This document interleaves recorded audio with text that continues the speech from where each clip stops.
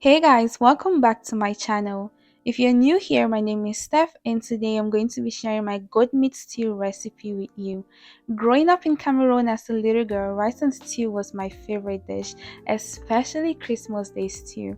So I was always present in the kitchen trying to help my mom out so the stew could quickly get ready so I could eat. This recipe consists of the tips I learned as a little girl who was eager to eat and also the knowledge I've gotten as an adult who loves to cook. This is actually the recipe that I use every year for Thanksgiving and my family loves it. I also use this recipe for my customers and what you're looking at is actually me cooking for my customer. Instead of using tomatoes, we are going to be using red bell peppers. Red bell peppers have an amazing sweet taste which is perfect for stew. And if you're someone whose stew always comes out tasting sour, try red bell peppers next time because red bell peppers don't have acid like tomatoes. Also, we need some purple onions. Purple onions are extremely sweet and they'll complement the red bell peppers really well. We also need some garlic, ginger, basil, and celery. For our dry ingredients, we are going to be needing white pepper, which is extremely important for stew. We also need some anise seeds because it has an amazing flavor and also dried thyme. We need some beef bouillon, which we're going to be using as our seasoning powder, and we also need some curry powder because what is stew without curry? First things first, we're going to wash, season, and cook our goat meat, which is going to take about 50 minutes. I seasoned my goat meat with all dry ingredients. The only fresh ingredients I used in here are the onions that you see and the habanero. I like seasoning meats that takes longer to cook with dry ingredients because the longer you cook dry ingredients, the more the aroma comes out versus when it's fresh ingredients, because fresh ingredients, they're only good for things that you're not cooking for too long. This is what our goat meat is looking like after 50 minutes of cooking. We're going to take it out and put it in a strainer, then we're going to fry it afterwards. I added some onions into the oil for some extra flavor.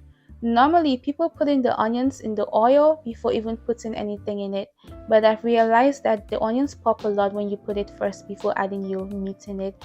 Also, guys, when you're frying your meats like this, especially when you just frying the meat to eat it like that, this is the point where you can put a little bit of extra seasoning, like seasoning powder, into that oil so your meat can be really tasty.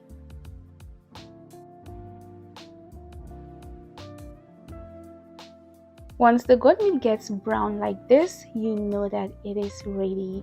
Oh my god, guys, look at that beautiful brown. Oh my god. Oh my god. I had to stop myself from finishing this goat meat before even making the stew. You guys know that effect you have when you're frying pop-off, right? That was the same effect I had. While our goat meat was frying, we were working on our bell peppers. We took out the seeds and cut it like this because we are going to be blending it. And this is what the blended mixture looks like. I've put it on a strainer because bell peppers has a lot of water and we don't need all that excess water because the more water just means the longer it's going to take to cook and we don't have all day. So I'm going to use that water for something else. Now the real cooking begins. We're going to be using that same oil that we used to fry the goat meat to cook our stew. So we are going to use the strainer and we're going to strain the oil in case there were any goat meat particles left in the oil. After that, we're going to add some white onions into the hot oil and mix. Then we're going to add some curry powder into that oil for some extra flavor. After about 3 minutes, we are going to add our blended bell peppers. As you guys can see, it's not watery because we had drained out all the water. And now we're going to add our blended onions. I didn't blend the onions together with the bell peppers because onions barely has water and it wasn't necessary since I was going to be draining that excess water from the bell peppers. Anyways, once I have put it in the pot, I'm just going to mix both of them together and combine it. And then after that, I'm going to be adding my blended ginger, garlic, and celery. And then I'm going to mix.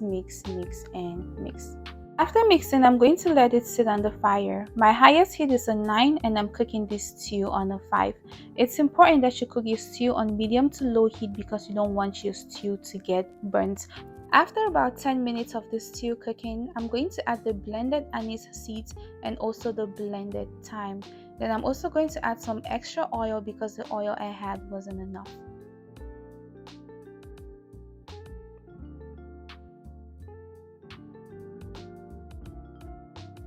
We're also going to be adding some curry powder into our stew because like I said before, curry powder is extremely important when cooking stew. About this time, our stew has been cooking now for about 25 minutes on medium to low heat. If you guys look closely, you'll notice that the stew has even reduced. That's because most of the water has dried down. So now we are going to add our goat meat into that stew.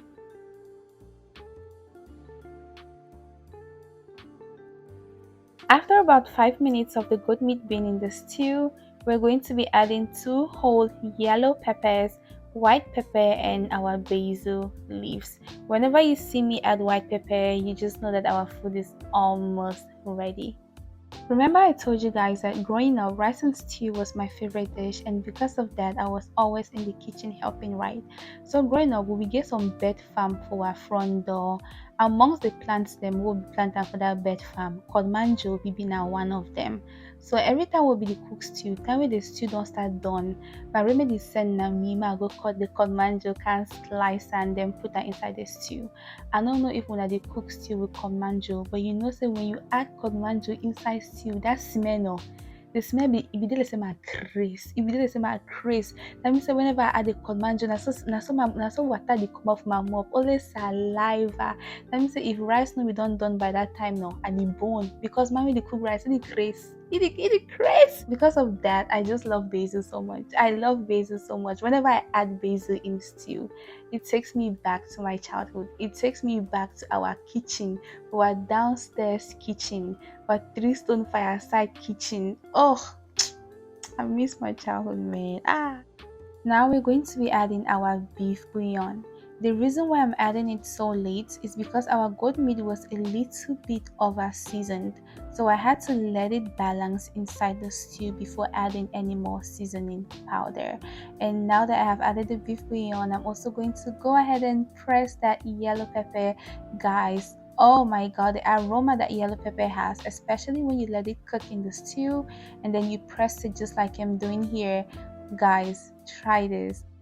When I think about my husband coming back home to a home cooked meal, this is the kind of home cooked meal that I want him to come back to. The aroma of this stew is so inviting that when he opens the door, it will just tell him that yes, your wife was thinking about you and she is making something delicious for you. It smells so good, it tastes so good. The stew is perfect. In order for your stew to properly fry, you need a lot of oil. If you realize at the end that you added too much oil, you can subtract it like you see me doing here. Okay guys, our stew took about 35 to 40 minutes to get ready and this is the final result. What would you pair this stew with? Also, if you love this video, please hit the thumbs up button, share and also subscribe. Thank you guys so much for watching. I love you guys. Until next time.